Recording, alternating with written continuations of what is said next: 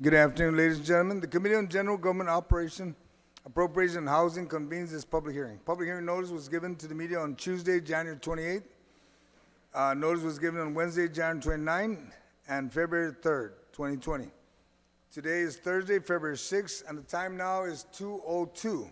Committee will hear and accept testimony, both oral and written, on the following: the Guam Board of Accountancy Rules and Regulation.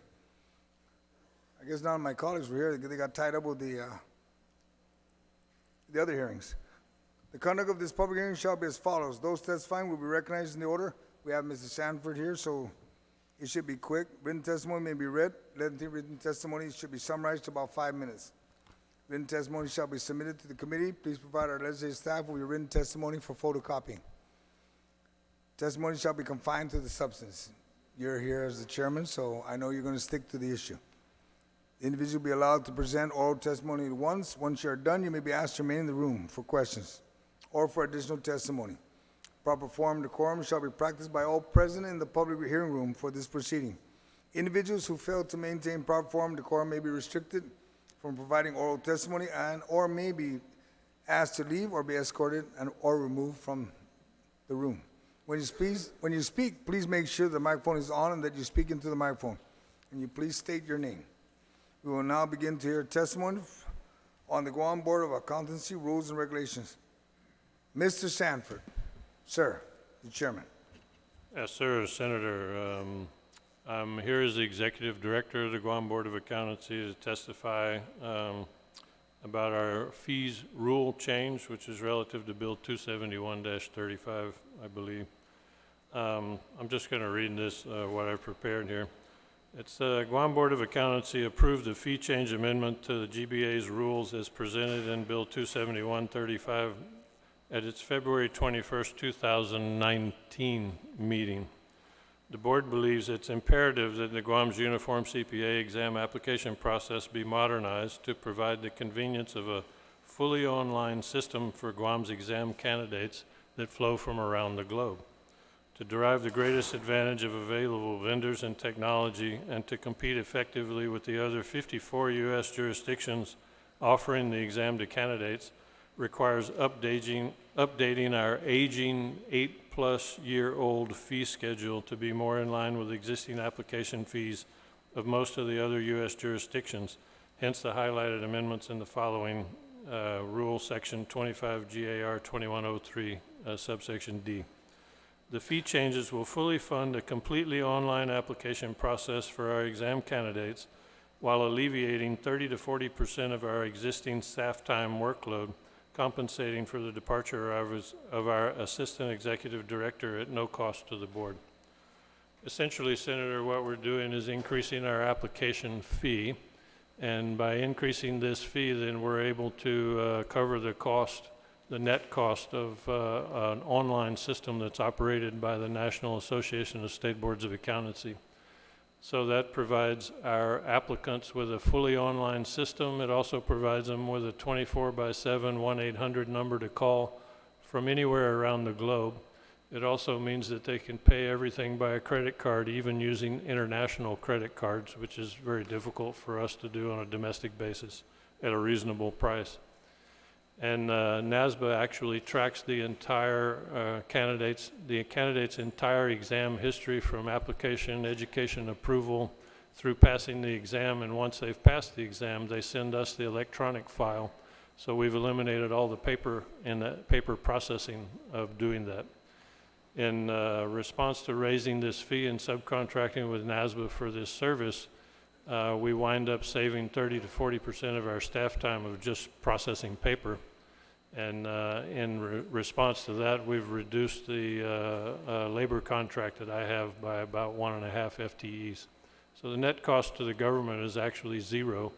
I think we'll probably come out ahead because we'll have more candidates, because it's a much easier process to follow. We'll wind up in the long run with more revenues, net revenues. So that's bottom line. All right, Mr. Sanford, I only have, we have a letter from, you did ask the Attorney General's office for, and they wrote a response. This was included in the, in the rules, right? Right, we did put it in the rule change. The only actual change was the application fee from $50 to $200 for a one-time application, and from $50 to $100 for the re-exam application. We also went through the AG's office and they approved it as to the legal form. Then we went to the governor's office and they approved it as to policy. Okay, so you pretty much cover all the bases. I was gonna ask those questions, but you fulfilled that. Do you have anything else you wanted to bring up in reference to the rules and regulations that we need to attach? Not at this point, no, sir. All right, sir, then that being stated, the committee will conclude this public hearing, and we will submit this with the committee report for approval on the body, on the floor. Thank for you. March. The committee will continue to receive testimony for the next few days. Please address your written testimony to the Committee on General Government Operation, Appropriation, and Housing, and submit it via email to Senator Joe S. @gmail.com. Si Dios más for your attendance, sir, and participating in today's hearing. And for those at home, thank you for watching. The public hearing for the Guam Board of Accountancy Rules and Regulations is now adjourned. It's now 2:09. Have a nice day. We will now take a quick break before we proceed to the roundtable on Bill 219. Thank you.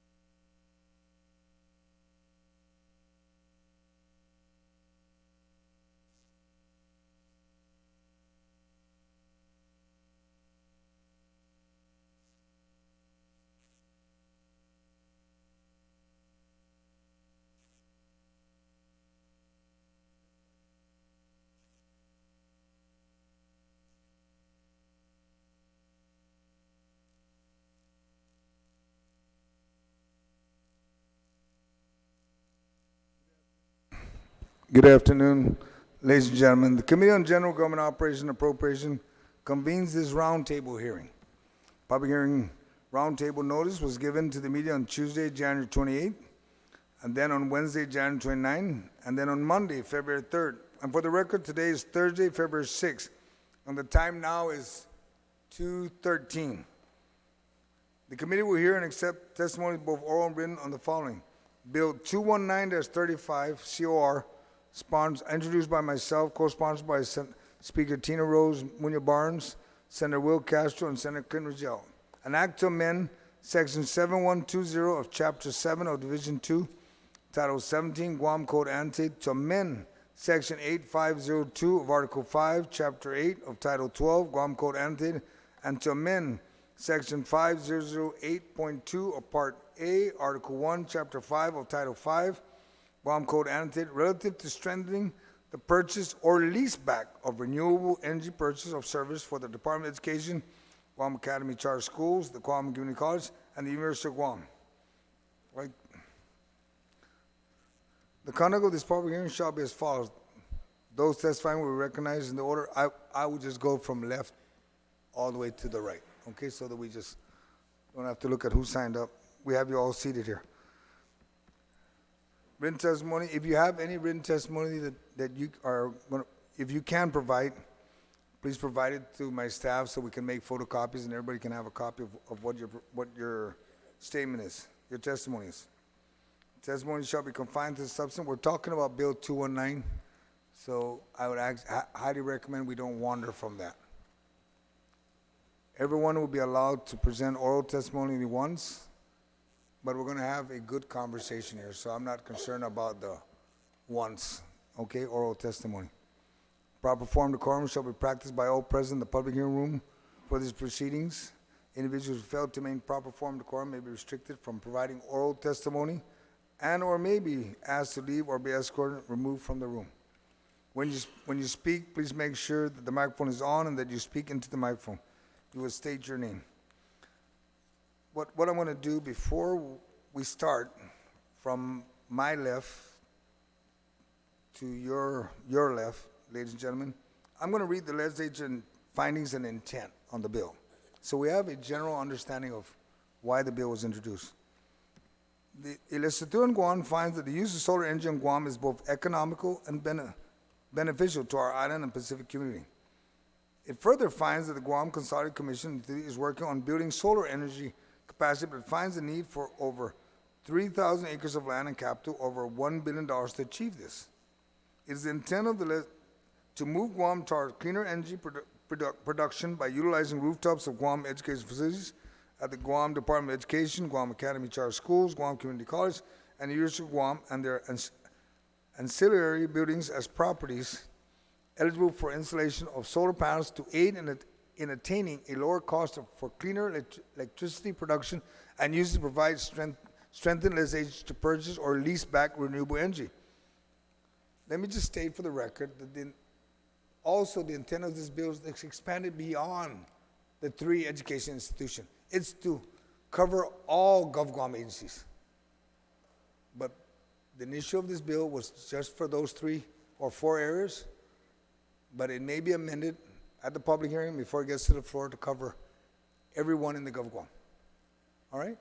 So we will begin from my far left, sir, and you just introduce yourself, turn on the mic, press, and then you can make your statement, then we'll just move down, and then we'll start the discussion of how we may be able to work this bill. Sir. Thank you very much for allowing me to speak today, Senator. My name is Jeff Bocolo, Chief Operations Officer of Micronesia Renewable Energy. So, in the first section 1, right, it reads that the use of solar energy in Guam is both economical and beneficial to the island and the Pacific community. So we've always believed that as an industry. We've worked very hard to expand distributed solar generation throughout the island.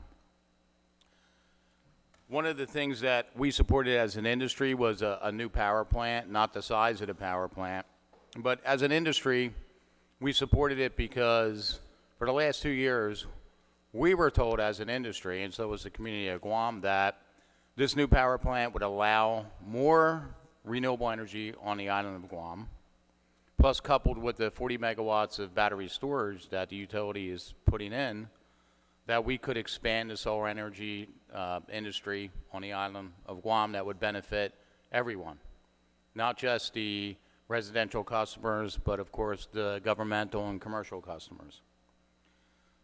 So one of the laws that is coming up is to couple every solar energy system with energy storage or frequency control, which we do supply in our inverters today. We can accomplish on that end. For residential customers, it is economical right now for solar with battery storage. For governmental buildings and commercial, it is not. So that's where what I believe the utility should do is focus more of that energy storage in the substations rather than just two locations, but getting past that a little bit. So there is an opportunity cost here, as we all know. So this bill was the original bill was first put into law in 2014. From 2014 now to 2020, there's been approximately a $30 million opportunity cost or loss, whatever way you want to look at it, to the Department of Education. So waiting anymore or stretching this out for another year, 2 years, 3 years, that opportunity cost just grows. And plus now it's more pressure. I don't want to say pressure, but it's more advantageous to get this done relatively quicker than later because of the ITC credits that will be now phased out. In 2020, this year, they went down from 30 to 26%. Next year goes down to 22%. 2022 and following, it goes down to 10%. So for the best price points for the Department of Education, time definitely is of the essence. Now, can GDOE do this procurement? They absolutely can. They proved that. They're doing a $100 million project right now, Simon Sanchez School. They do have the expertise, and any expertise they do lack, the developer or developers that will be bidding this project have that expertise. They have it in engineering. You know, we have access to that. We have people on staff. We have engineers that are experts in renewable energy. At our, people we deal with within our organization and outside our organization, finance experts, law experts. So the expertise is out there. There's a lot of organizations out there that could help GDOE if they needed it with this procurement, which would be SEIA, the Solar Energy Industry Association, the Department of Energy, NREL. So you have a lot of expertise. Doing projects like this, it's not new. Power purchase agreements and lease-back structures have been around for a very long time, and they're very economical right now, and the Department of Education could benefit greatly from that. I heard a couple numbers kicked around this morning. One was 16 cents. If these bids were put out today, the private industry would do a lot better than 16 cents with a project of this size. So that was one of the numbers that I heard today. Like I stated, energy storage frequency control. Our inverters do have frequency control, so I think that eliminates a lot of that. I think some of these schools should have a energy storage component. Then the schools can be used for shelters in typhoons and other, emergency conditions. So I think that would be a good idea to pick certain schools and do that. I think that would be definitely advantageous. In the power purchase agreements or a lease-back structure, production guarantees is a must. Any developer who develops this project has to give that production guarantee, and you have to hit that production guarantee, or you have to reimburse the Department of Education for that money. So if we stay the way we are, business as usual, the Department of Education and really everybody on this island is always going to be subject to the global markets and economic instability, right? The LEAC rate floats with oil markets, as we all know. So hedging that with solar energy is definitely the Department of Education's best bet.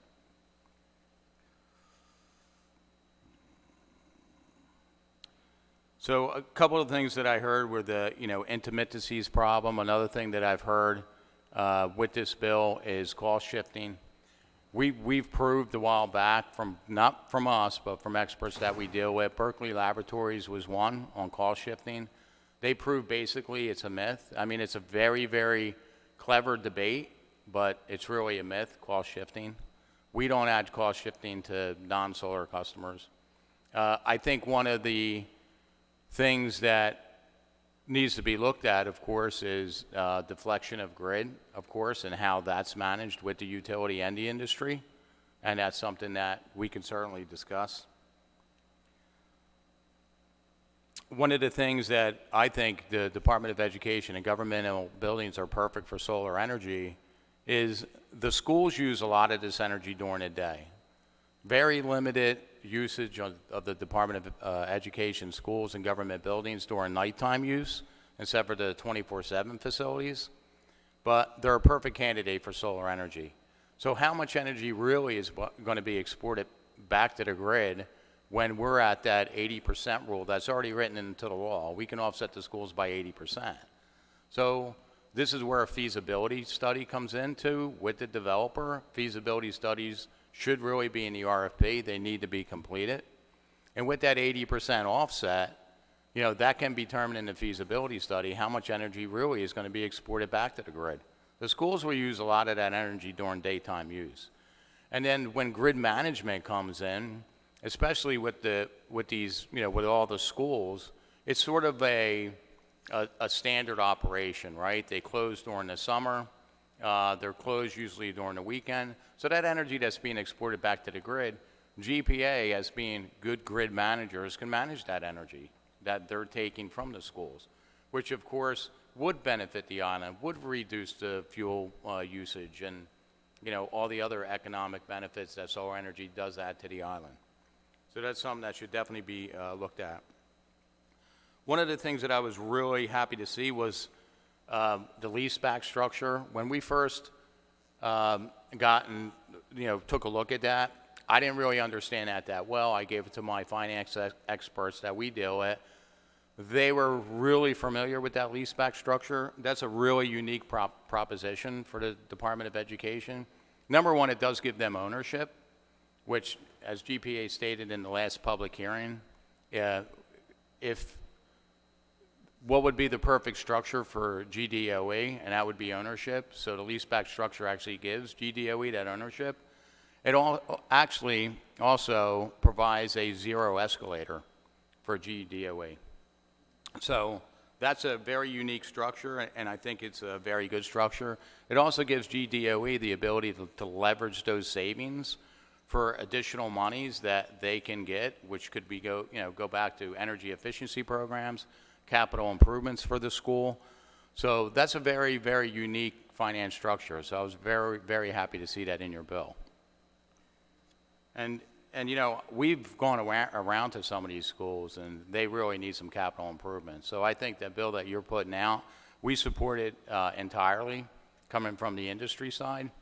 And that's my testimony. Thank you, sir. Thank you, sir. Mr. John, Superintendent.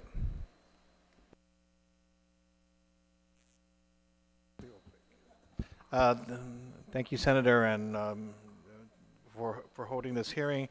I'm here to testify in support of Bill 219, which would amend the public law to provide GDOE with the authority to procure solar energy, as we've been requesting numerous times of the legislature to assist us with that.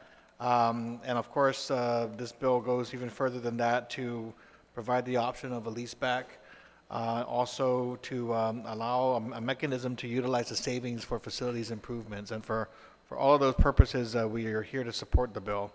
We did testify this morning in support of a similar bill, Bill 196.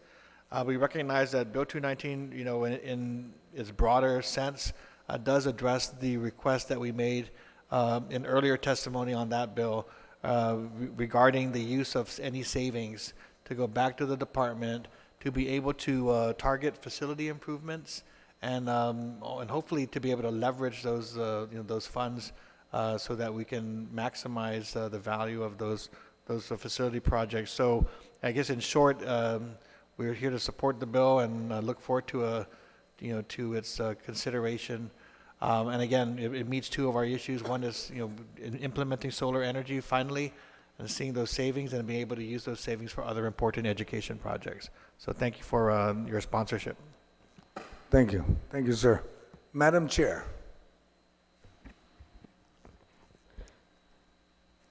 Hafaday, Senator San Agustin. My name is Maria Gutierrez, the chairwoman of the Guam Education Board. Thank you for the opportunity to testify before you today on behalf of the Guam Education Board regarding Bill 219-35. Bill 219-35 would amend Public Law 3295 to grant the Department of Education, as well as other educational institutions the authority to procure solar energy from qualified vendors through either power purchase or sale-leaseback agreements. Currently, the law provides that the authority to the General Services Administration. In addition, the bill will allow GDOE to deposit the savings into a dedicated fund for facility maintenance, which can be further utilized to finance major capital improvement. The Guam Education Board supports Bill 219-35 as it ensures that GDOE would have authority to implement solar energy in our schools and to benefit from the savings generated. In addition, GDOE has been on record that a dedicated funding source for facilities improvement is much needed, and Bill 219-35 would create that mechanism to ensure funding to address school facility improvement projects. Earlier today, we testified in support of a similar bill, 196-35, and we hope that the committees will work together to ensure that legislation is passed to finally allow GDOE to move forward with purchasing solar energy and promoting sustainability on our islands. Thank you, Senator, for your continued support of DOE. We appreciate the focus on helping GDOE with its energy needs, and we look forward to the legislature's February action. Jesus Masi. Thank you, Madam Chair. Just to let everybody understand that whatever is stated here, we're taking it back as notes. So if we need to do any amendments, when we call for the public hearing, we will introduce the recommended amendments so that your voices are not ignored. If you support it or you want to recommend amendments, then we're going to do what we can to make sure it's brought forward. Mr. GPA, Mr. John. Thank you, Mr. Senator. Senator, San Agustin. Long time Derero friend. And we can agree to disagree. Yeah, that's the one thing that we know about each other. First of all, under Bill 196, I did provide some testimony, which provides some, we asked that perhaps we be the procurement for Guam DOE, and I assure you we were the ones who will achieve solar for the schools at the best possible way. Of course, working with Superintendent Fernandez. Now, in the attend, I just wanted to note something. It says the Guam Consolidated Commission is working on building solar energy, but finds that need for over 3,000 acres of land and capital of over $1 billion. Yes, I estimated the total acreage need to go to 100%. One day of 100% production is about 4,000 acres. Yep. However, again, that didn't mean that it had to be what you call unused land or flat land. It could be a combination of rooftops and everything. But just again, so that we all understand the magnitude of where we're facing. No? So and again, $1 billion to achieve this. That's the investment required, whether it's done by the utility or by the proponent, no, that's making the investment and selling it back to you under a power purchase agreement. I like to say that I support the bill, but I can't because there are several things in the bill that I will need to just bring your attention to, and if you can take a look and consider. Again, don't get me wrong, we're very much on our working real hard to add renewables to the system. As you're probably aware, Senator, we're on target now to provide 25% of our energy by 2022 from renewables. And then, of course, with the latest renewable bid, like RPS, to head to 50%. And we're in the process of preparing the integrated resource plan that will have a draft by this summer, around June, that will give us a pathway towards how do we get to 50% renewables. And I believe it will happen in this decade. No? And so, again, we're moving forward, and we continue to support renewables. It's just that we also have the mantra, the word that it's got to be affordable and the least price, no? And so that's my suggestions is basically leading towards that. So in section, I won't go through all the sections, just the key significant ones that gives me difficulty in the bill. No, section 2A, talking about 25 up to 40 years. I think it's flexible, but and if you see 25 there, you're like, okay, they're going to start with 25. But I think the solar PV systems and what we contract for is 20 years, because even the battery life of the batteries now, about 20 years. So they factor that all in. No? So you recommend change that 25 to 20? Yes, and again, by that way they can start. If it's longer than that, fine. But at least when you see a number there, that's what they'll start on the, Okay. 20 years. But your recommendation, John, is to change the 25 to 20, Yeah. and still keep the not to exceed 40, or you want No, I to just think that- eliminate the 40? Yeah, just eliminate, because what happens to me, Senator, in my opinion, technology is getting better and better and better, no? So after 20 years, really, the technology you have, as shown today, it degrades so much every year. So as shown today, you're going to have different technologies, so you want the opportunity to find move out forward. what's move forward. So Understood. we'll leave it to the next generation. no? I'll be asking you folks on my left for your comments as we move along, okay? Don't worry, everybody gets a shot at it. Then the other significant thing that I'd like to note is the Okay, which page are you on, John? page 7, please. Well, that's pretty good. You pass all the other pages. Not that I agree with everything, but at least it's, It's close, right? It's close. It's close. The issue here is off-site power generation. Well, you're on page 7 on what Yeah. line? What line? Line 10? Yeah, line 10, yes. Line 8, okay, be qualified PPA or sell lease back, right? Yeah, where it recognize the benefit of off-site power generation. Well, yeah, that's everything with GPA. It's off-site power generation, right? But the issue here is where a proponent can produce in one area and count that energy towards another area. So this does not fall even under net metering. And furthermore, even to go through this, we will have to go to the PUC to establish a separate rate, because this is a separate category of a separate program of solar or renewables. And actually, it could be one of the ones that we work out in the integrated resource plan, because we're going to be looking at utility scale, solar farming, all the different things, no? Okay. But this is kind of getting, changing the net metering away from this, no? All right, So I okay. think they should just take advantage of the rooftop or what is available there, and then move on to the next Yeah, one. may it be rooftop or property. I mean, there's property like at UPI. You got a whole big field there that the kids don't use at all. That can be used to put a whole farm. But anyway, Yeah, and that will require a separate program, eh? That's correct. Because a separate compensation program is what we're talking about. The next item is page 10. And it's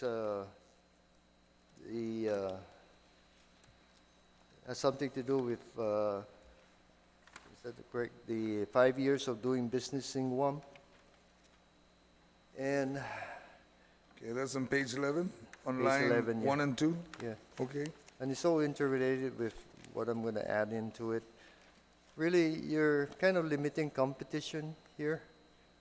And yes, I respect and I would like the local companies to have the opportunity for the business at hand. But you're willing to risk if somebody was just to walk in today and say that it's Yes, okay? and I will explain why. No. Okay. For example, if someone comes in and bids on this project, and he wins the project, guess what? He becomes a local vendor now for the next 20 years. Right. Because it's a new power purchase agreement and all of that. So therefore, the competition is there. And then he brings in, he has to hire the people, all of those things, and be here for the next 20 years. So Right. really, the local preference scenario really is not going to get you the best price. Okay, no? so how would you want to recommend that? Maybe it'll say 5 years of doing business as solar energy provider, period. No, they have to be in the business of providing solar PV or solar system. But that's what I'm saying, John. If you look at it, the way it's worded, it refers Oh, to yeah. Guam only. Yeah, So okay. you want to just strike out maybe That's the word right. on Guam. So anybody that's pretty much in the business of solar energy, if you got at least a proven 5 years, Yep. you should be decent at least to be able to. Yeah, that would Come allow with a those quote. in the Okay. local industry that have been doing this now for, since 9, 12, 15, that will allow them to compete, no? But see, John, when you say it like that, then that means this is okay. But if we change it to say Nobody- 5 years in doing business on solar power energy provider, period, that Yeah. means anybody, Yeah. it could come from the United States, don't necessarily have to be Guam. That's And what you're saying. And that's what I believe it should be. Okay, it should be open. Yeah, because then at Okay. the end, you're gonna have Everybody competing. everybody compete, and then they become a local business. Yeah, For understood. the next 20 years, because it's not like they're coming in and just selling you a computer, and then they're going and run away, right? Got it. They have to be, to do this contract, they have to be established for 20 years. Right, and they have to be licensed in Guam anyway to compete to begin with. Then, last but not least for here, for now, is in the Guam procurement law, there's a preference for local procurement. That's correct. preference.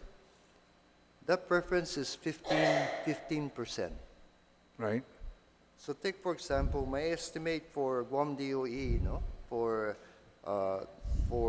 with battery and so it's somewhere around $7 million a year in cost for them, no? So if you're bidding and then there's a local preference added to somebody, so that means 1 million, if that person came in with, the lowest bid is 8 million, that person came in with $8,999,000, the 15% preference, they're the winner of the bid. So what does that translate through? That's about $1 million more that Guam DOE has to pay. Multiply that times 20 years, that's $20 million for a local preference.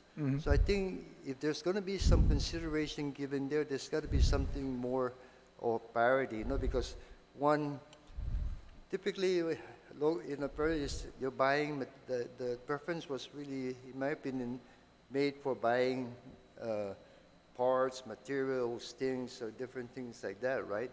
But I don't think it considered 20-year contracts so that the impact is 20 years of cost. See what I mean? so how would you recommend on the bill that we do the amendment, notwithstanding any provisions in law? I will just take out local preference for 15%. Take it out, because then what are we trying to do?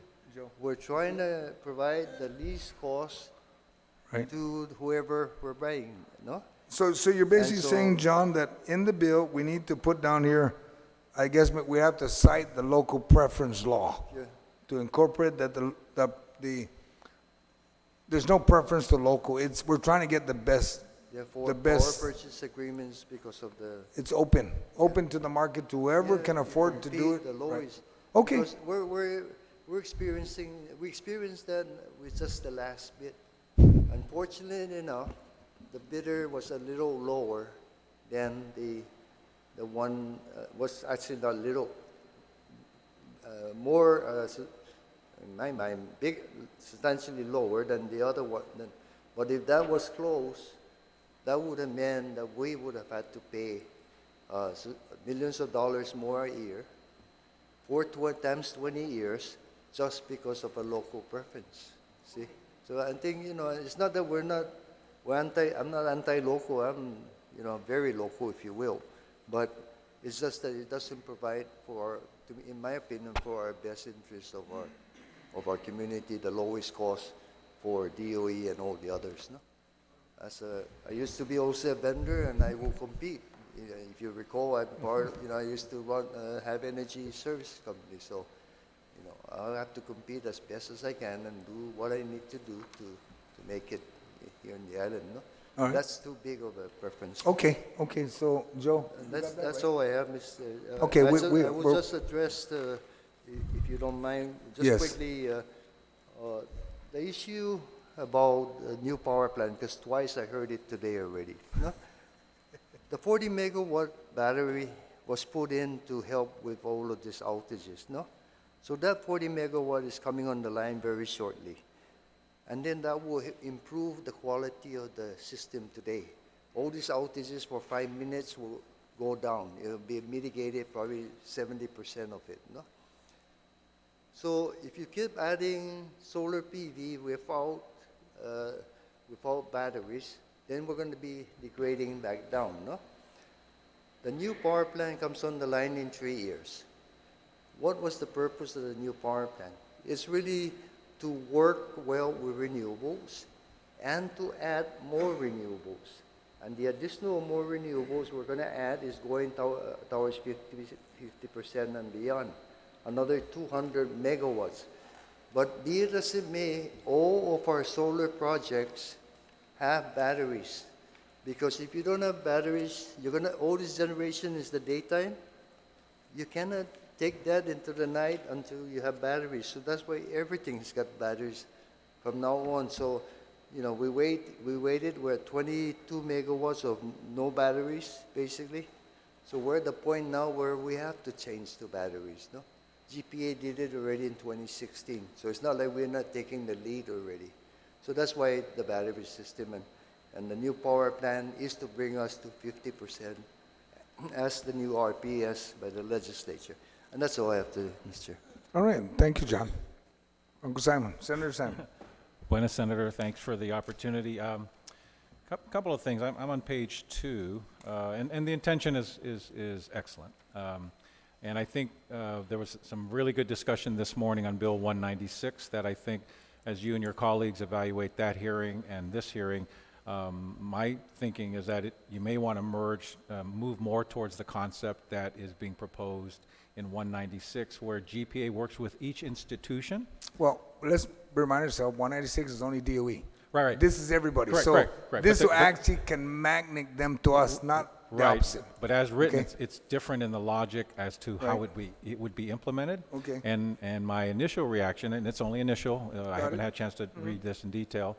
And for the record, the CCU nor John B. has had a chance to collectively review it, but we have a lot of faith in Understood. John's initial feedback. But the concept that begins to appeal to me is that GPA working with each institution, GCC, UOG, Department of Public Health, as you said, Right. you're looking government-wide. That's correct. So all of these institutions, there may be a way to think about it where GPA works with them, and because we are the experts in power purchase agreements. We can buy them. We buy them for solar. We buy them for conventional, and we get the best prices. And we're experts in this field. We understand government procurement. We understand how they have to be paid for, and we understand even how to structure rates so that they can be paid for, right? So we want to take advantage of that institutional knowledge, and I think that's your goal, the institutional knowledge within GPA and other entities, Guam Energy, but the real driver of renewables and power is the Guam Power Authority. And we're the largest provider of renewables now. We're going to be the largest in 3 years, and we still provide conventional generation to collectively bring the overall cost down to all ratepayers, which I know is your goal and the goal of the body, all right? So going to page 2 is just some questions that occurred to me, and John addressed some of them. I think 20 to 25 years is the max you wish to go to on any of these agreements, because technology is going to go way ahead of what we think is going to be a good idea in 2021 when these bids go out and the provider says, here's what we'll do and this will last 20 years. By 2040, the technology will be even better, that you really don't want to lock in any of these institutions in 2040 to keeping technology from 2020, That's right? correct. And so that struck me that one of the issues is there's no definition of what a sale leaseback. If it's sort of like you lease to own, the issue, and John raised it earlier, if institution GCC is going to own a 20-year-old solar system in 2040, that in our belief is going to be worth very little, and why do you want to own it at all? In all of our power purchase agreements, we just buy power from the provider. And after 20 years, it's theirs. They keep it. They're responsible during that 20 years to fix a panel, to fix this, to fix that. If they don't produce energy, we don't buy it from them, right? And we don't pay them for it, right? So it keeps that their expertise.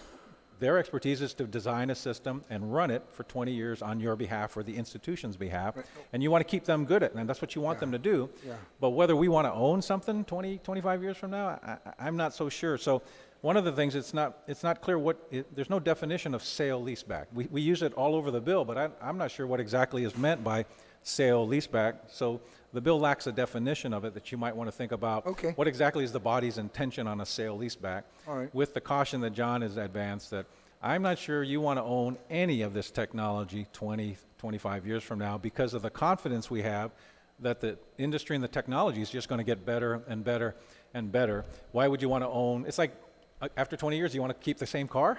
No, you want to buy a new car. Well, it's the same concept as if you buy a phone today that's current. Tomorrow there's an update. Yeah, but so I understand the 20, and that's why I already wrote. Took a note from John with the 40. We're not going to look at the 40 anymore. Our success has been you winning bidder provide power to us. Right. And after 25 years, we're done with you. You have your land back. Knock yourself out, right? And whatever you want to do. Even if they're putting a system on a school at GCC or DOE, we would be very concerned about locking John and his successors or Mary and her successors into technology sitting on the roof in 2040 and 45 where they're sitting there going, now what do we do with it? We own the damn thing. It's not worth anything, right? And then it'd be better to just start this process all over again in 20 years and with a power purchase agreement, and they will make sure, the winning bidder will make sure they get all their money back in 20 years. Right, including removal, including repairs. They'll make sure that's what's in their bid. That's what they're going to compete for. Okay, so you're just recommending a PPA versus a sale lease, unless it's defined. Unless you can define what exactly you mean by a sale leaseback, right? Okay. All right. So you need definitions of that. I know you're working on this. You call them institutions, but perhaps that needs a definition or more clarity as to what you mean by, which institutions. Because remember, there's the institution, but all of this technology is going to sit on a building. So and every building is going to be different in every institution, right? Correct. Not all buildings are the same, right? So, I think defining institution per se, but recognize that in every bid is going to be building specific, because the bill talks about or seems to suggest that GCC could put out a bid and say, you get all my buildings and you can give me a blanket bid, right? And I'm not sure if that's your intention, because as we're learning, some buildings, the bang for the buck is bigger and faster sooner than other buildings. Right. And maybe you don't want to repair building X, that's a tiny little building, and put a tiny little solar system, but you want to do building A and B, and just because you don't do building X doesn't mean you kill the bid, right? No, but I think when you ask for the definition, it's there on line 8, the Guam Bar Guam herein after institution. So I Okay. think it spells it out Okay, so already. institutions are So- fine. That's So fine. we're good. But for sure, sale leaseback, I'm not sure what you mean. I We'll know provide exactly it. what you mean when you say a power purchase agreement. right. That's in law. It's been implemented. That's correct. And we have precedent. I'm not sure what sale Okay. leaseback. And just keep in the back of your mind, none of these institutions are going to want to own any of this stuff in 2040. They're going to want to buy a new car. Yeah. With the latest bells and whistles that are going to be even better, right? Yes. And then they would turn back to Jeff Volcolo and his successors to say, here's a new bid. I still want to do solar. Now give me the latest bid with your latest bells and whistles, Right. right? And then that's how that industry keeps going as well. Okay. I'm not sure on line 26 where the institutions may amend its lease agreements. I'll kind of just leave that to you. Are you talking about the lease agreements with the schools that they have? We or just want to make sure we allow the flexibility. to whom? Of what? For the institution may amend its lease agreements otherwise directed into the PPA or sale. We want to make sure it's not restricted, that you will do this way. No. You work it out. Whatever agreement you have, with whichever one you choose, the PPA or sale, you make the amendments as you move. We're not going to tell you, you stick to what you started with. No. Work it, Okay. tweak it. It's like what I just wonder what that you guys do. if you've already won the bid for a lease school like Ukadu, Right. that's your agreement. And Yeah. if you're going to amend it in year 12 and saying, hey, now we got to do this, I just worry that it creates problems. But I'll defer to John. Yeah. John knows his lease better, Right. John Fernandez. He But- knows his lease but- better But than I me. understand that if John has an agreement with any company and he wants to put in the clause on their contract that they're subject to an amendment with review like every 5 years or every 3 years, so be it. It allows the flexibility. Could he do that to Ukadu after the fact? No. Remember, like I said, Senator, is that if he signs a contract and says, I'm with GPA, every 3 years we're going to take a look at this and we'll make the amendment as we can agree to. So be it. It's in writing. They can do it.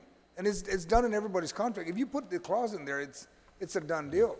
It may not necessarily be amended, but the subject is there. Okay, well, That's the flexibility. I'll That's defer all to I the, left it. the experts with the lease school. Right, And, yeah. John, you They'll and be John doing know it. that better than I do, Yes. right? But I wasn't sure about that. We just want to allow flexibility.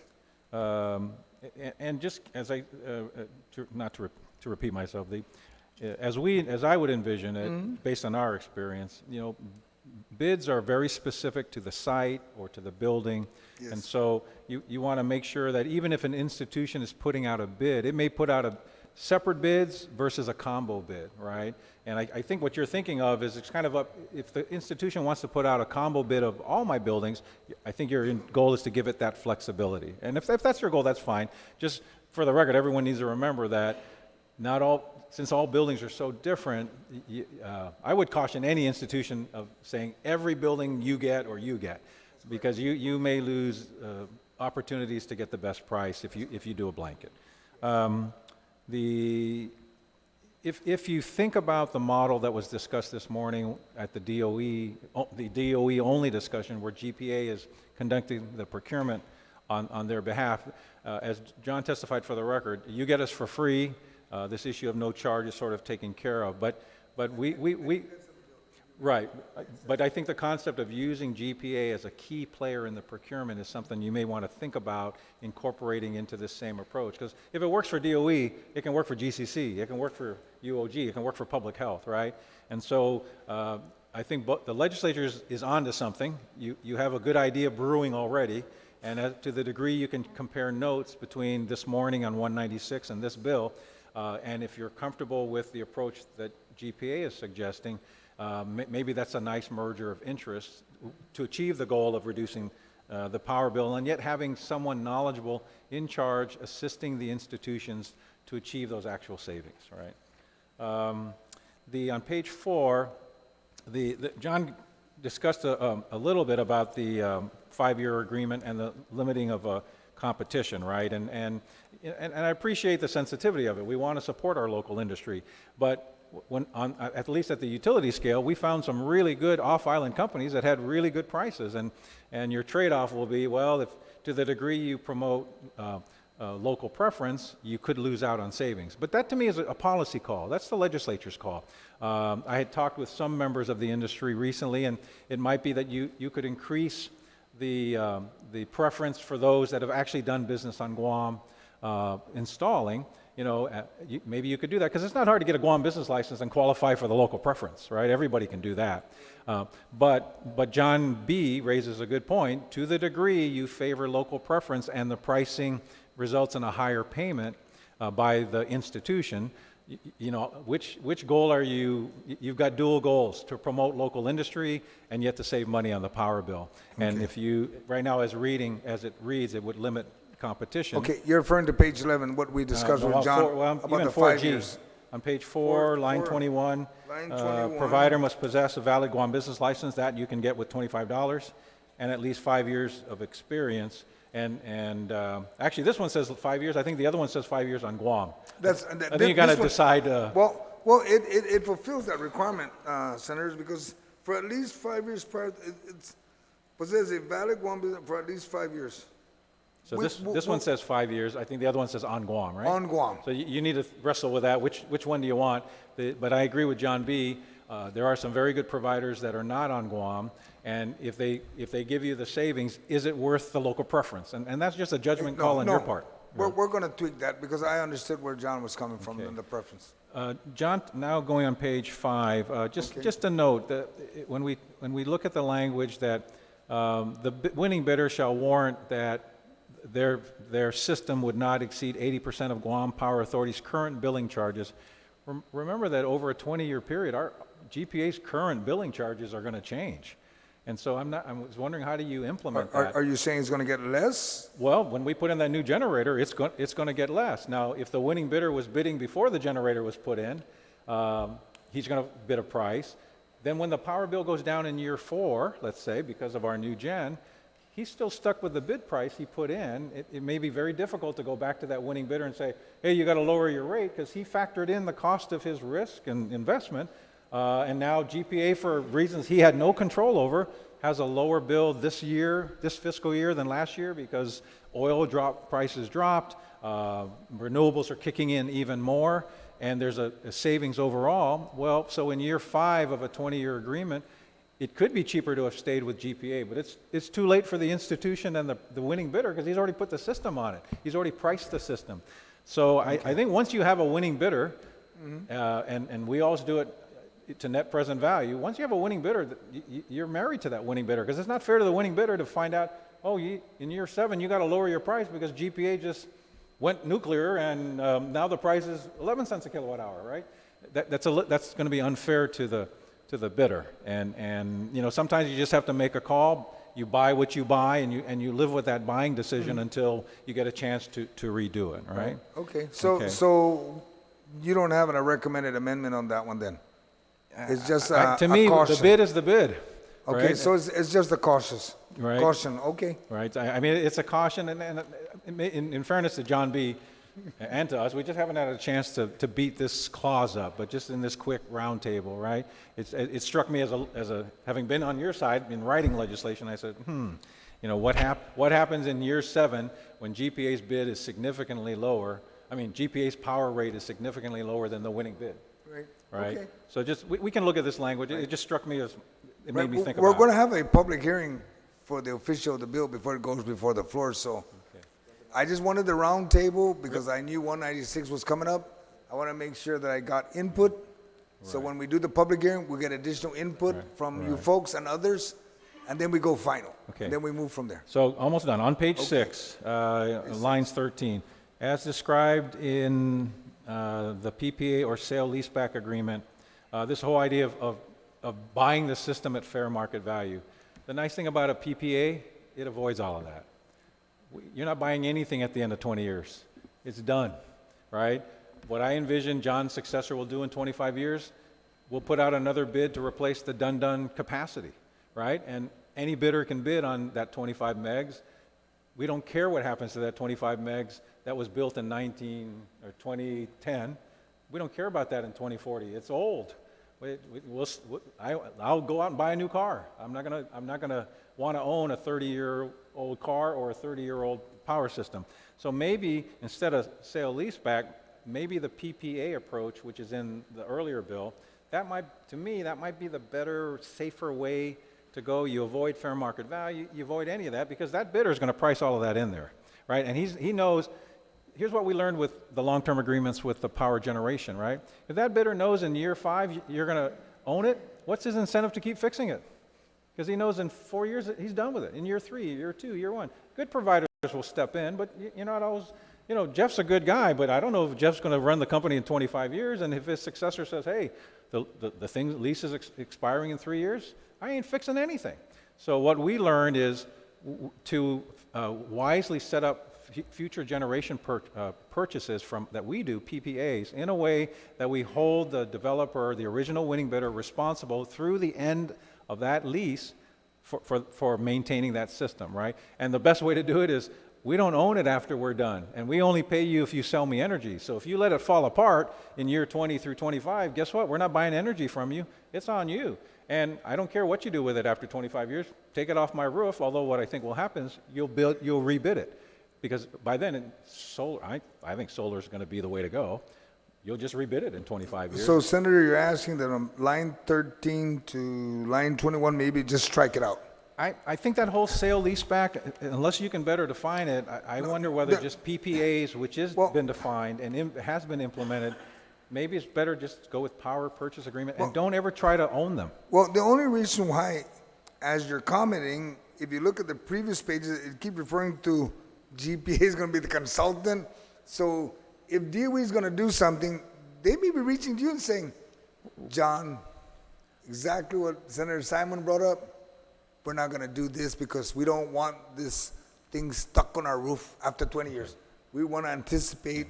So basically, it's a win-win. It's just in the event. I mean, you do put or. Yeah, you do put or. So, Yeah. but I They got think the now that option. we've thrown it out there, as you Yes. think about it, maybe just get rid of the whole concept of sale leaseback, right? Yeah, well, and that's why I asked, if you're recommending that we take it out, then that's what we want to put in, that the option be there. Because probably everybody's probably going to agree. I mean, may not want to keep it there. Yeah. We have things that already work. Why try something we're not Exactly. sure of? Okay. On page 7, on the lines 8 through 27, John talked about this issue of, like you alluded to, UPI has land over here, you put a Right. solar array there, and you use that power for school X somewhere else. There's some technical and cost issues, we call them wheeling charges, to wheel the power that's in location A over to location B. There would have to be a charge recognized and implemented, and that's why we're nervous about it. There is no wheeling charge right now, and we'd have to sit there with the PUC and figure out what that is. Okay. But it was interesting. I had a discussion with some members of the industry earlier on this, and this idea of local competition. Well, if you're the winner of the utility scale bids in Manilao and in Dundun, and in the future ones we're initiating, they could say, hey, I'm gonna sell it from my solar farm in Manilao, and I'll sell it to UPI, and I'll sell it to this school, right? Even with the wheeling charge. And all of a sudden the local vendor is now having to compete with a utility scale winning bidder at 10, 11, 12 cents a kilowatt hour with batteries. They're going to have to compete with that. Whereas this concept was each institution with its own buildings would put out a bid with or without the help of GPA, and bidders like Jeff and Bill Hagan and that industry would bid on that specific bid and put their best foot forward, and you award it to the winning bidder. If you're going to allow this clause would actually allow utility scale bidders to compete with small scale bidders, and that's an unfair playing field in my view, Right. because of the economies of scale, right? Okay. So you may want to think about that. We'll relook that one, and then yeah, at the public yeah. hearing, we'll, Yeah, and submit your testimony so we can tweak it before our public hearing. right. Okay. And then look at the feedback at 196. That was good. And then the other thing is, I know everyone's quick to spend the savings, and just putting on my old senator's hat, and definitely old senator, right? I like to see the savings before I allocate them, right? We're quick to spend. You've got a lot of ways page, you yeah. allocate spending. They'll Right. go to this fund, that fund, this fund, and that fund. Let's just get the savings first. Yes. Then I'm confident the legislature, can allocate those savings. But instead of us speculating and saying it should go here and it should go there, because one piece of this puzzle that's really missing is demand-side management. John had testified in the morning, a study we did for the schools shows that for an investment of $4 million, you can save a significant amount of money in our schools. But our schools don't have that money. I'm sorry, $40 million. You can get a huge payback.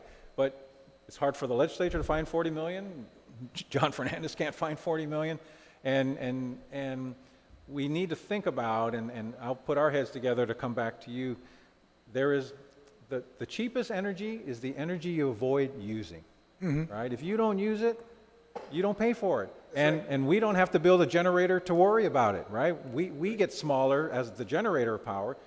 Jeff Vocola doesn't have to put this big a solar system on an inefficient building. He can put this one on it, and everybody still gets the savings. So we've got to figure, the best, to me, the best use of savings is to reinvest in the infrastructure of the buildings of the institution and get them energy efficient. Our demand-side management program for the air conditioners, thousands of people have benefited. We've given them $4 million worth of it. They're lowering their power bill because their air cons are much more efficient. Yes. Demand-side management needs to be factored into all of the legislative policy for reducing the energy costs of any institution. Correct. And I hope that we can think about it and incorporate that piece of it. And maybe as you put the solar systems on these institutions, I would be reinvesting that money back into the infrastructure of those buildings Yes. to get them to continue to be more and more efficient. That way, when you put out the next bid in 20 years, it's going to be a smaller system because the buildings I are more. totally agree with you. They need to change there's a bunch of things that all GovGuam needs to just change the way they're how Other they're than using that, power. Senator, the bill's perfect. Thank you. Well, see, that's not a lot of changes.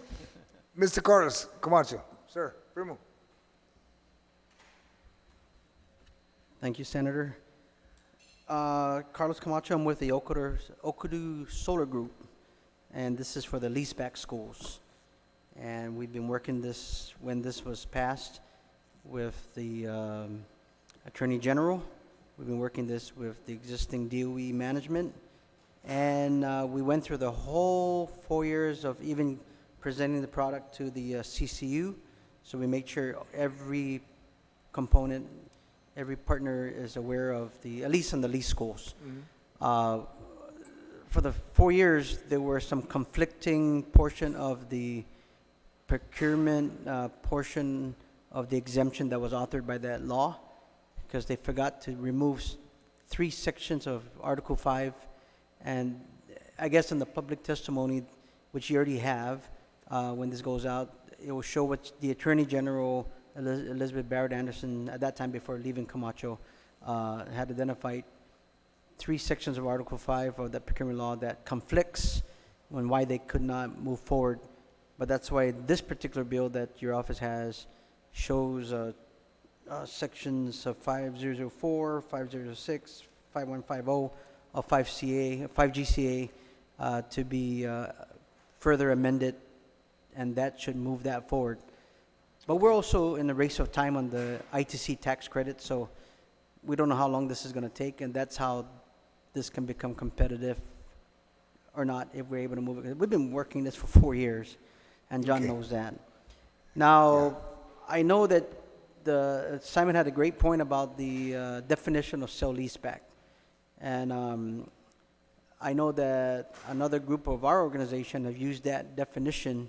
We're not in the solar business to use that, but the reason I think your office had used that, and right, what was missing here is probably the definition, is the end of the day, if it's not a PPA and if it's going to be ownership by the government, someone has to borrow the money, right? But if DOE borrows the money, you effectively affect the debt ceiling. That's the problem we're in right now. This is not a $1 million deal, I think, for all schools. So I think our debt ceiling capacity is X factor. So that's the reason that provision, I think you guys, if I remember, you guys were drafting this, was put in there. But maybe it has to be further explained why, maybe through the intent and to a definition. And at the end of the day, that was the only reason, because of the debt ceiling. So if there's a way that it's structured separately through the consultation with John and Simon and those guys, other than a leaseback provision that doesn't affect the debt ceiling, there's probably another way. I don't know, but that's the reason that language is there. In the event DOE decides to procure this utilizing that provision. But yeah, you're right, the definition and the intent should be there to explain, that's the reasons used, so it doesn't affect the debt ceiling. Okay, there's no problem. We'll put the definition there so we make sure there's a clear understanding. for And all. you know, just so I can recall with John Fernandez on the buyout provision on the 7 years, that's the one that Simon mentioned, that you guys either going to remove it or not. That was one of the things we went back and forth with John Fernandez. And the only reason they placed that in our agreement when we went through the whole Attorney General process is that after 7 years, if John finds grants, like there are grants under federal government through the REAP program, and he decides that like GMH right now, they place a solar panel on the rooftop, 40 paid for by grants. Yeah, that's correct. Now, we have a 20-year agreement, right? But in the 7th year, John has the option, and he doesn't have to exercise it, but the option is if he finds dollar-for-dollar grant to whichever federal agency, he'd rather pay off, that's why it's a fair market payoff at that point, but someone has to be the appraiser for that at the 7th year, and then the deal is dead, but the grant pays for it, and then his cost is zero at that point. And that was the only reason that provision was there when we were negotiating, and only if he finds grants to pay it off. Because if he doesn't, like Simon said, why pay off something that only has a 5-year life left and Yeah, all that kind of stuff? right. That's right. We'll get you on, we'll get on the mic. I don't know about solar systems. Okay, Yeah. So that's basically the reason for that. One is the effect of the debt ceiling. If there's other ways of mechanism, then they could look at it. But that's the reason that's there. But maybe they said the definition has to be there, and the intent, the reason why it's there. And the only part that I'm here for is the conflicting section that the Attorney General had mentioned. And of Okay. course, it's going to be mentioned here, but you still got 14 other members of Senate that will either agree or not, because we tried for 4 years, and now we're at the legislative. We tried to remedy this for 4 years through Well- executive branch process, but it didn't work. we'll try to do it in this body. We need to relieve, DOE needs help. We can't ignore that. And if any of my colleagues wants to ignore it, they can do that on their own. I won't. That's it. All right, thank you. Sir? You're good? Okay. Now I come back to my left now. If anybody else wants to comment, I'll start with the left and I think everybody's on this side is pretty much comfortable until they digest the bill more. Sir? Thank you. So, Senator, I'd just like to respond to some of the comments that were brought up. So, changing the 25 to 20 years, no problem with me on that side. The technology degrades. So, I heard two comments at this morning's hearing, and both of the comments were solar energy modules last for 20 years. That's totally untrue. So their warranty for 25 years, solar energy degrades approximately, and the panels are getting better, 0.5% a year. So in 25 years, that solar energy module is putting out 87.5% of what it was the day it was installed. That's 25 years later. What these panels will last, it's anybody's guess. The first solar energy module was put in, Bell Laboratories developed it, put it in on a telephone pole in Lawrenceville, New Jersey. 1954, it's still producing power. My mother's house in New Jersey, 2002, I installed solar energy on it. That was 18 years ago. Sharp modules back then, which are out of business now. Still producing power, still offsetting our energy. System still works perfectly. That's an 18-year-old system. Here we have systems that are almost 9 years old. Still fine. It really depends on, number one, the quality of the developer selected and how they're going to maintain that system for the life of the contract. But as far as the equipment goes, that's why solar energy basically is the best equipment that you can really use right now for renewable energy, because basically your weakest point in that system is the inverter, which the inverters now are warranted for 20 years. So at the end of the contract in 20 years to say, well, if that system's really not worth that much money, It's really not a true statement. That system's worth a lot of money. And if Dan comes and you want to remove that and sell the panels, let me know, because I'm definitely in the market to purchase them. Because they're going to be they're definitely worth something. And that system should really produce energy for the next 50 plus years, not 20 years. So that's the first thing. So virtual net metering. Virtual net metering, and that basically is a law that's in 13 states right now.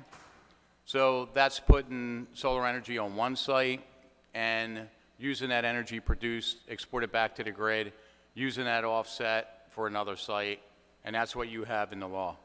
I believe in virtual net metering. I think it should stay in the law. I don't think there's anything wrong with that. Any developer, including myself, could easily do that, virtual net meter that, and come up with the administrative and the financial capabilities or software to accomplish that. It's very easy. They're doing it in San Antonio, Texas. I know a company personally who's doing that. And they're actually doing it for the utility, virtual net metering. Works perfectly. They administrate it. They have the software for it. It's easily done. It's not a cumbersome act, and I think that should be definitely left in there. As far as wheel-in rights, and utilities use that all the time in the states. Wheel-in is usually utility to utility, state lines, border lines, county lines, wheeling from utility to another utility, or a developer putting in a huge solar farm, wheeling that to other utilities. For a non-interconnected island atmosphere, I don't believe wheeling rights apply there.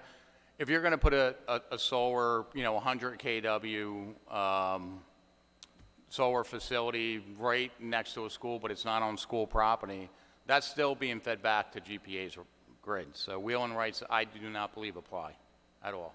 It's going back to the same grid. So that's just my comment on that. To take out, so page 10, section 3, to take out that 5-year, or not the 5-year, but the local preference, I think that would be a shame to do that. And the reason being is, we're a company here on Guam, a local company. We've been here for 9 years.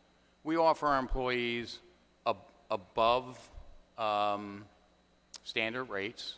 All of our technicians make extremely good money. We pay for medical, dental. We have a 401k program that's a safe harbor. So we contribute 4% to their 5%. So we contribute into that retirement program. We paid holidays, paid personal days. I mean, we're a good company. We're a local company. What I've seen with these companies that come in, especially with Dan, they come in, they hire 300 people, and 3 years later, they're back to landscaping what they did before.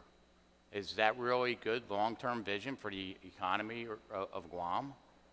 I don't believe that is. I think that's short-sighted, and I believe that should stay in the bill. And I'll give you another example. CPS Energy in San Antonio, Texas, they have a solar host program, and it's a different type of program. Some of the dynamics are the same. But they only hire local companies to install their solar energy systems that get fed back to their grid. That's a localized community program that they developed. I don't know why something like that cannot be developed here on Guam.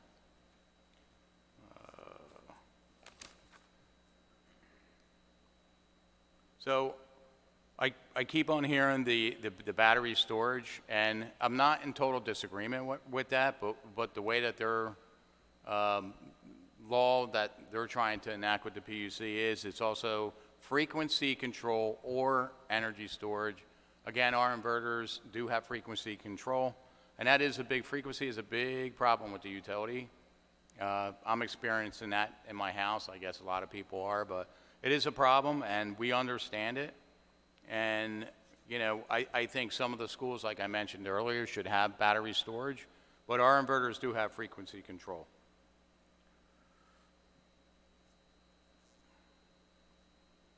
So I heard a statement that, we're the PPA experts.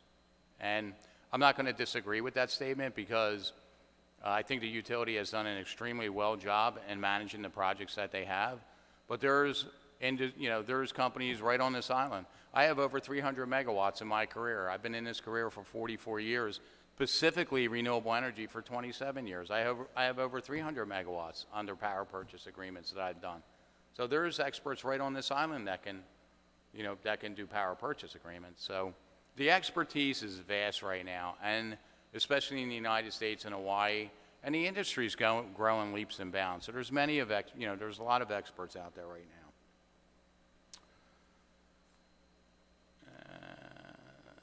And I talked about one other thing about the life of the system. So if I'm a developer and I own that system and I have a 20-year contract, it's to my best interest, as the interest to GDOE, to keep that system up to optimal efficiency. So I'm going to do everything I can to make sure that that system produces as much power, number one, as I have in the production guarantee, but not just that, as much power as I can get out of that system. So as technology changes, and if you go back even to 1954, the panel's probably about as big as this one section of the table that's up on this utility pole. Okay, the panels that was back in 1954. The panels have gotten a little bit smaller, and now actually the panels are getting bigger because the wattages are getting higher now. So really a solar energy module is a solar energy module. Technology really hasn't changed that much. What has really changed is the efficiency and plus the cost points in inverters, along with energy storage, which is changing very, very quickly now. But technology really stays the same. But me as a developer, I'm going to keep that system in the best working condition I possibly can. All right. What happens after 20 years? So at the end of the contract, what we've always done and what we still do, there's three options, right? First option is contract ends, we remove the equipment, everybody shakes hands, and that's the end. Number two would be that the contract can be extended, per negotiated contract, per a negotiated agreement, or the system could be purchased at fair market value. What that fair market value is determined at that time. So that's the three options that you have. It probably would be in the best interest for the GDOE to actually purchase that system if they can in that time, or if not, as Simon stated, they're in the education business and they do that extremely well. We're in the solar energy business as other developers. We do that very well. It would probably be advantageous to extend that contract if possible.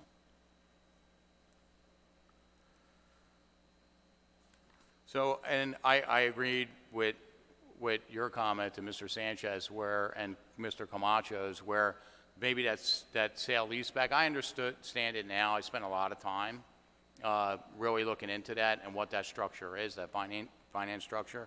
But maybe a quick explanation in the bill on what that is. Yeah. One other thing, Senator, that might be put in the bill is just to protect that retail rate. Because if the law does change, right, with GPA, regarding the net meter, and I think a protection clause should be in there with the retail rate. And as far as the rates fluctuating, if we go back to 2005, which I did, the GPA rates have gone up 67% since 2005, a little bit less now because the rate just came down. Now, we all know solar is coming online, the new power plant's coming online. Hopefully rates do come down, but we live in a really unstable global market, right? A couple missiles flew back and forth. We've seen oil go up $8. It has come down now in the last couple weeks. Who knows what's going to happen as far as global instability in the oil market. So that rate is always a shooting target. It's always fluctuating. With this type of structure, either a power purchase agreement or a leaseback, that's a set rate. And with the sale leaseback, there's no escalator. So that rate is that rate for the whole contract.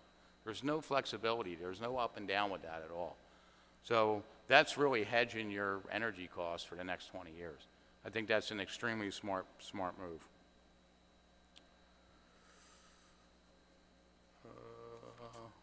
One more page, sorry.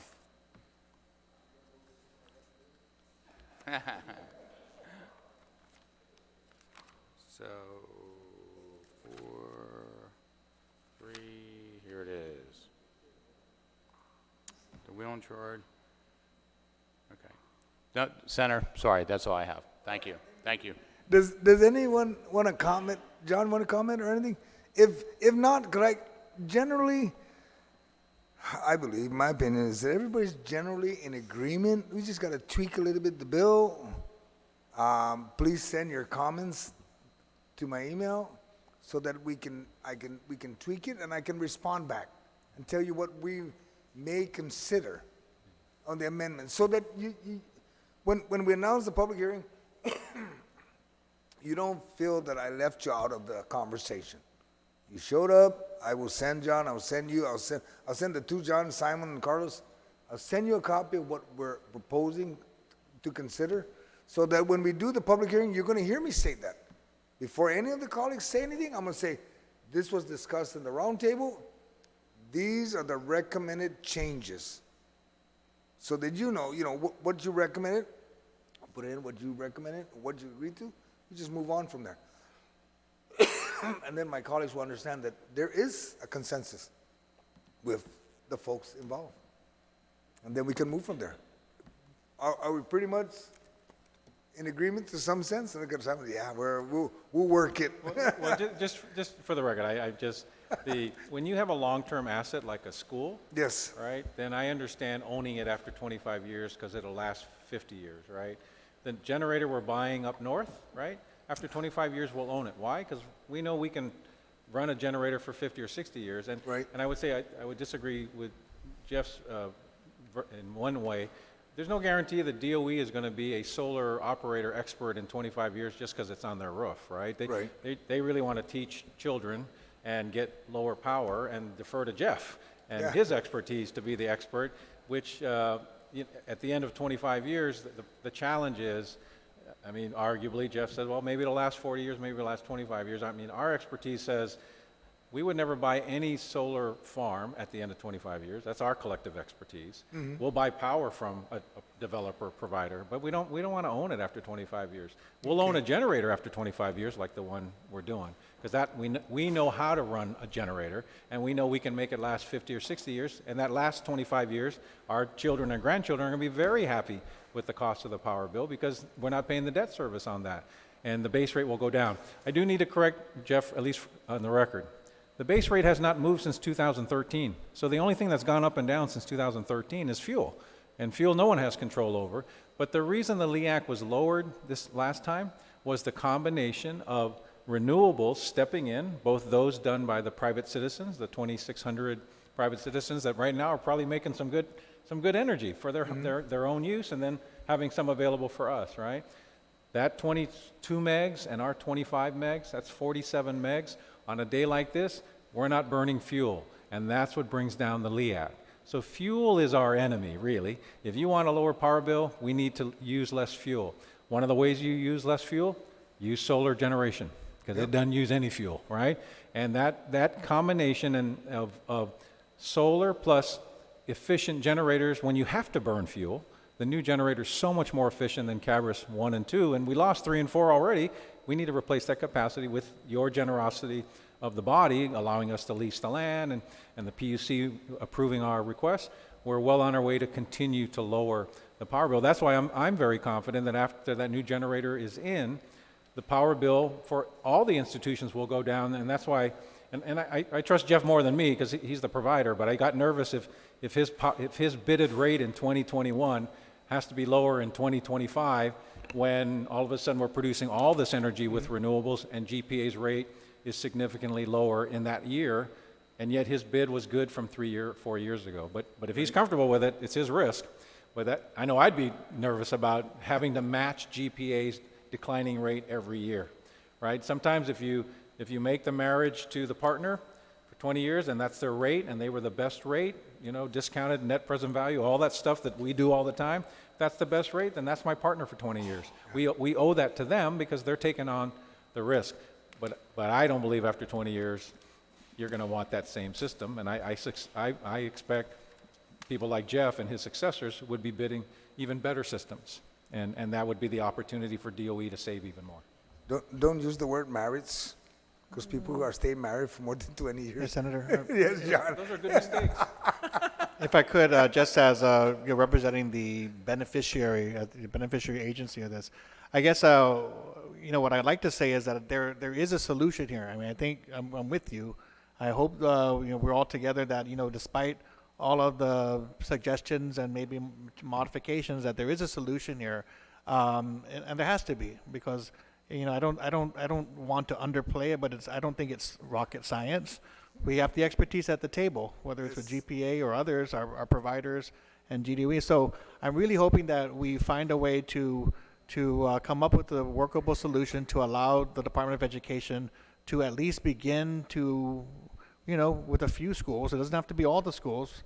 We've never wanted. I don't think we want to give too much credence to like a worst case scenario of let's do all the schools and get a bad deal.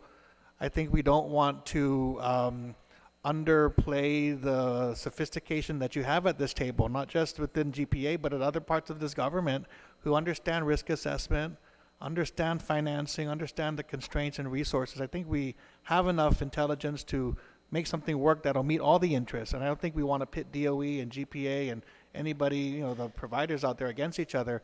We're very aware of the priorities and issues that GPA has to be concerned about as in supplying the whole island. We're looking at promoting sustainability, using clean energy, and testing the case as to how it will impact our budget. And we definitely want the expertise of GPA at the table. So I guess my one of the frustrating parts of this, and I think we would all agree, is we've been at this table for 4 years and 5 years, and we've worked this even with the least schools, trying to work out our way through the legal obstacles and here and there. So I think we've been at the table long enough to be at a point that we should just find a way to make it work, find the solution, make the modifications. Yes. It doesn't have to be everything, but if we can do something, I'm open to it, because we just really need to get to a point where we can point to a project and say, there it worked, or it didn't work, or here's how we're going to improve it. And if we can do that, then I think, so I know that the parts of some of the commentary on the bill, like, power purchase agreement, we understand, and we've had that discussion this morning. Sale leaseback, with further definition, I like that, because it's a little bit less risk in terms of what we're going to pay each year. You set that lease cost and you know what you're going to pay, so it provides certainty. With regard to the term of financing, I totally agree with the fact that you look at the life of your asset and you should mirror your financing term, and you don't want to see that out of alignment. So I think we have enough mental power at the table to come up with something that works. I just feel that if we can't make this work with your leadership and support, that this time we might as just repeal the law and just say we're not going to do solar, because it sounds like we're, for me, when I go to our students and they say, how come we don't do solar? I don't want to say because we can't figure it out. I mean, I think we can figure it out. Yes. So I hope that, with your leadership, we can find a way to, make the right changes and make it work, so we can see in the next 2-3 years make something happen for DOE. Well, on the solar part, I want to make sure that DOE, UOG, and GC can do the procurement. There's been too much delay in GSA, too much excuses for why it's not moving. I was on the board, and all the reasons why they weren't able to connect with everybody.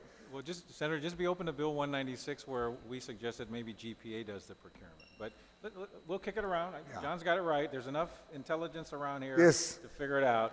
I would at least be open, in my view, to Yes. the idea of... No, I'm open to all of it, Senator. I just want to make sure.